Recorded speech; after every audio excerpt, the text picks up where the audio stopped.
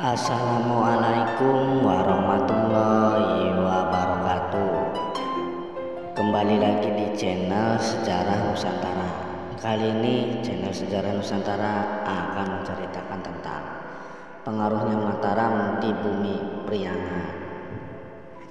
Nah, sahabatku semuanya, Pajajaran penyebutan bagi bersatunya kembali Kerajaan Sunda Galuh, salah satu kerajaan Nusantara yang besar, pesaing dan setrum Majapahit. Namun kerajaan Pajajaran justru mengalami keruntuhan oleh serangan keturunannya sendiri, yaitu Banten. Ironisnya, wilayah sisa Pajajaran yang diklaim Sumedang Larang justru jatuh dalam kekuasaan Mataram, sebuah kesultanan yang direpresentasikan sebagai keturunan Majapahit.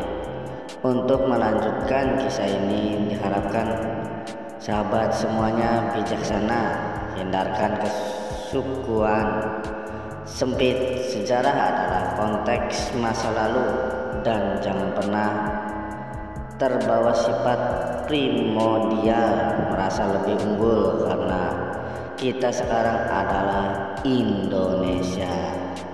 Jika berkenan, mohon dukungan subscribe, like, dan komen agar channel ini berkembang dan bersama merawat Indonesia melalui sejarah saat Prabu Jayadewata atau Prabu Siliwangi menjadi raja Pajajaran pada tahun 1428.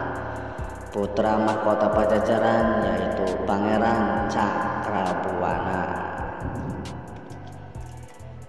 lebih memilih mendirikan kerajaan baru di Cirebon, membangun keraton Pakumwati pada tahun ini bagian dari keputusan pencariannya untuk menjadi muslim setelah Prabu Siliwangi wafat pada tahun 1521. Kerajaan Pajajaran diteruskan oleh putra lainnya yaitu Surawisesa. Akhirnya Sunda Pajajaran terbelah, Cirebon dan Pakuan Pajajaran. Saat cucu Prabu Siliwangi yaitu Sunan Gunung Jati menjadi Sultan Cirebon, kemudian berkembang pesat menjadi pusat penyebaran Islam di Tatar Sunda. Bersama Demak berkoalisi dan bahu-membahu menjadi Dwi Tunggal Kerajaan Islam di Jawa. Di dalam perjalanannya, Sunan Gunung Jati membagi kekuasaan Cirebon dengan mengangkat putranya sebagai Kingkin atau Maulana Hasanuddin menjadi Sultan penguasa Banten. Sedangkan Pakuan Pajajaran meski wilayahnya semakin terkikis dan terdesak, namun tetap berupaya bertahan. Pada tahun 1579, Maulana Yusuf Banten menyerang Pakuan Pajajaran dan keraton Pakuan luluh lantah singgasana Batu Primajaya, tempat penobatan Raja Pajajaran, berhasil dibawa pasukan Banten. Sebagai simbol berakhirnya kerajaan Pajajaran karena sudah tidak ada lagi tempat untuk pengukuhan Raja Pajajaran. Selanjutnya, akhirnya kejayaan dan keberadaan kerajaan Pajajaran runtuh dan terakhir, namun Ratu Ragamulya Papuan masih bisa menyelamatkan diri dan mengamankan salah satu simbol kerajaan Pajajaran, yaitu mahkota Binokasih Ratu Ragamulya. Memerintahkan Jaya Prakosa dan 3 pejabat Pakuan untuk menitipkan mahkota Binokasih ke Ratu Pucuk Umum Sumedang. Karena Ratu Pucuk Umum masih merupakan keturunan Pajajaran. Bersamaan dengan itu, di Sumedang jurusan Ulun, putra dari Ratu Pucuk Umum, baru saja menggantikan kepemimpinan ayahnya, yakni Pangeran Santri yang telah wafat. Pangeran Santri adalah cucu dari Pangeran Panjunan Cirebon.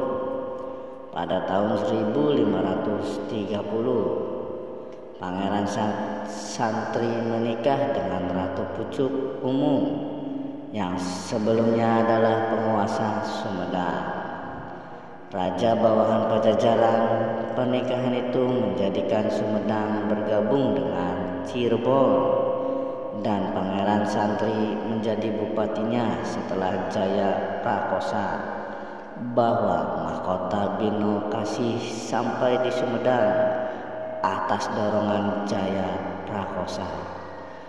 Jurusan Ulun menempatkan diri menjadi Raja Sumedang dan mengklaim bekas wilayah Pakuan Pajajaran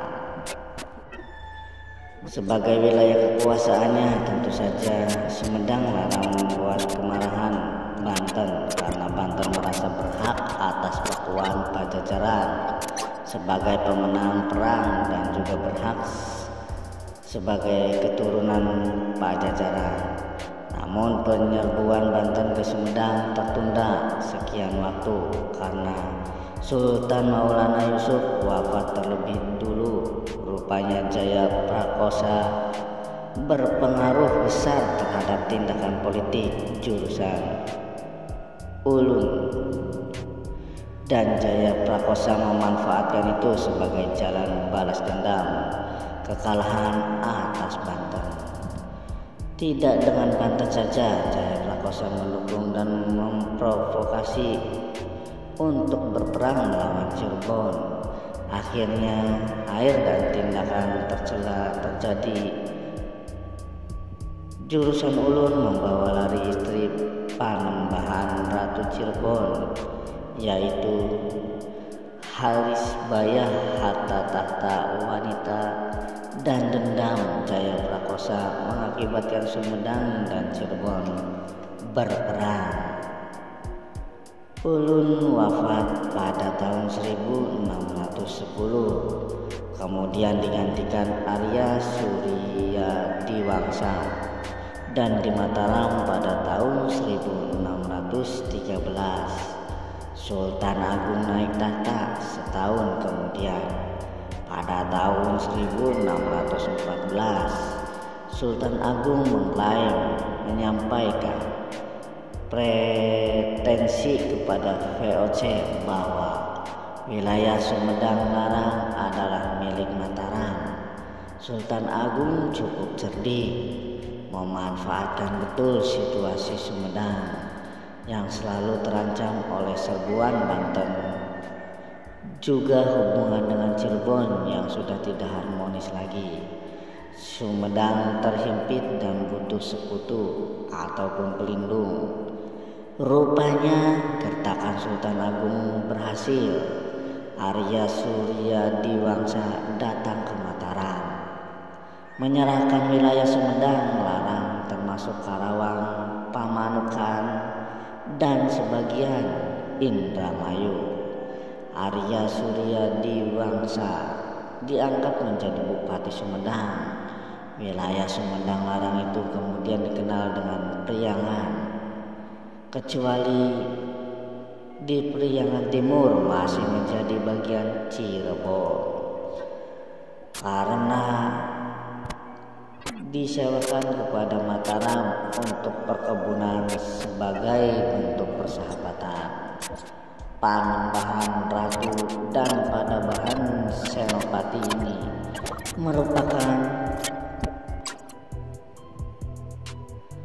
menyerang tanpa pasukan. Mungkin pepatah itu pas buat Sultan Agung Mataram. Tanpa bersusah payah Mataram menguasai sebagian besar wilayah bekas kerajaan Pajajaran. Dari Trah Surawisesa hanya menyisakan wilayah bekas Pajajaran dari Trah Cakrabuana, yaitu Banten dan Cirebon. Arya Surya Diwangsa atau kemudian dikenal Rangga Gempol bukan saja memberikan wilayah Priangan, tetapi juga memberikan jasa besar.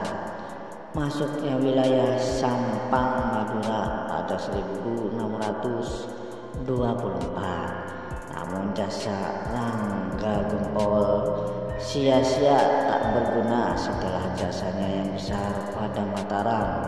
Tentang alasan apa Sultan Agung justru menghukum mati Rangga Gempol. Tragis, kematian ayahnya ditambah lagi dengan Bupati Sumedang yang jatuh pada Rangga Gede. Cara membuat anak Rangga Gempol yaitu Kertajiwa meminta bantuan Banten.